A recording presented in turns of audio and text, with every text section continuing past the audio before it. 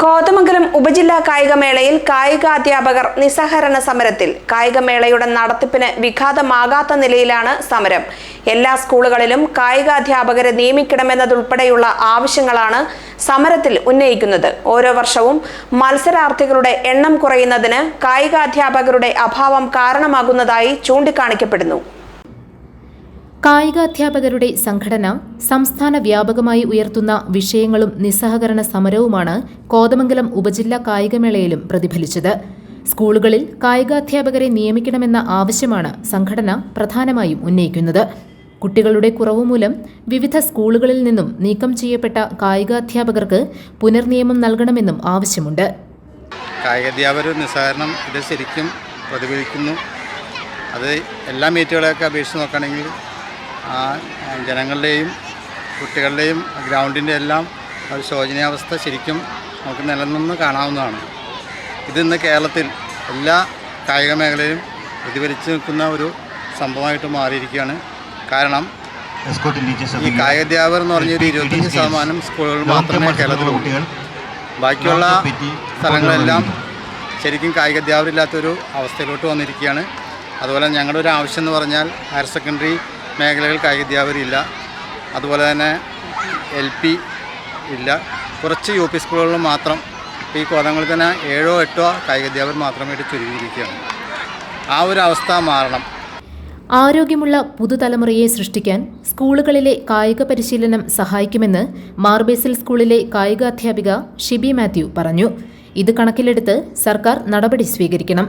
മുൻവർഷങ്ങളെക്കാൾ മത്സരാർത്ഥികളുടെ എണ്ണം കുറഞ്ഞതും കായികാധ്യാപകർ വേണ്ടത്ര ഇല്ലാത്തതിനാലാണെന്ന് അവർ കൂട്ടിച്ചേർത്തു.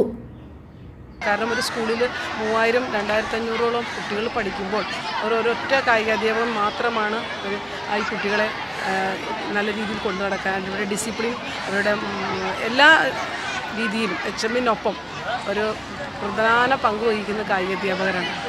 അപ്പോൾ ആ നിലയ്ക്ക് കായികാധ്യാപകർ ചുരുങ്ങിയ സ്കൂളുകളിൽ മാത്രമേ ഉള്ളൂ.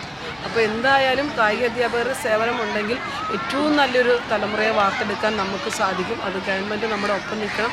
നമുക്ക് നോക്കിയാൽ തന്നെ അറിയാം, ഈ കോതമംഗലം സബ് ജില്ലയിലാണ് ഏറ്റവും കൂടുതൽ കുട്ടികൾ പങ്കെടുക്കുന്ന സബ് ജില്ലയാണ്. ഇവിടെ കുറച്ച് കുട്ടികൾ, അതായത് കഴിഞ്ഞ വർഷത്തേക്കാളും കുട്ടികളുടെ പങ്കാളിത്തം കുറവാണ് നമുക്ക് ഫീൽ ചെയ്യുന്നത്. വിദ്യാർത്ഥികളെ ലഹരിയിൽ നിന്നും മോചിപ്പിക്കാനെന്ന പേരിൽ സർക്കാർ വിവിധ ക്യാമ്പയിനുകൾക്ക് വേണ്ടി വലിയ തുകയാണ് ചെലവഴിക്കുന്നത്. ഇത്തരം ക്യാമ്പയിനുകൾക്ക് പകരം കുട്ടികളെ കായിക മേഖലയിലേക്ക് കൊണ്ടുവന്നാൽ ഗുണം ചെയ്യുമെന്നും കായികാധ്യാപകർ ചൂണ്ടിക്കാട്ടുന്നുണ്ട്. എല്ലാ സ്കൂളുകളിലും കായികാധ്യാപകരെ നിയമിച്ച് വിദ്യാർത്ഥികൾക്ക് കായിക പരിശീലനം നൽകുകയാണ് വേണ്ടത്. മയക്കുമരുന്നിനും കുട്ടികൾ ഇങ്ങനെയുള്ള വഴിതെറ്റിപ്പോകുന്ന ഓരോ ശീലങ്ങൾക്കും അടിമപ്പെടുന്നതിനെതിരായിട്ട് എത്രയോ പൈസ ഓരോ ക്യാമ്പയിനിങ്ങായിട്ട് പൈസ മുടക്കുന്നുണ്ട്.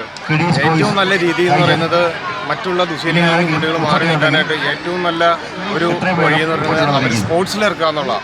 ആ സ്പോർട്സിലേക്കുള്ളൊരു ലഹരി വന്നു കഴിഞ്ഞാൽ അവർ മറ്റുള്ള ലഹരിയിൽ നിന്നും മാറി നിൽക്കും. ഇത്രയും ക്യാമ്പയിനിങ് ഒക്കെ നടക്കുന്നുണ്ട്. ഈ കായികാധ്യാപകരെ എല്ലാ സ്കൂളുകളിലേക്കും കായികാധ്യാപകർ വിന്യസിച്ച് കഴിഞ്ഞാൽ കായികാധ്യാപകരും അവിടെ സ്പോർട്സ് ഉണ്ടെങ്കിൽ ഈ കുട്ടികൾ വഴിതെറ്റി പോകുന്ന ഒരു പരിധിവരെ കുറയ്ക്കാനായിട്ട് തീർച്ചയായിട്ടും സാധിക്കുന്നുള്ള കാര്യം സംശയമില്ല. അത് തെളിയിച്ചിട്ടുള്ള കാര്യങ്ങൾ തന്നെയാണ്.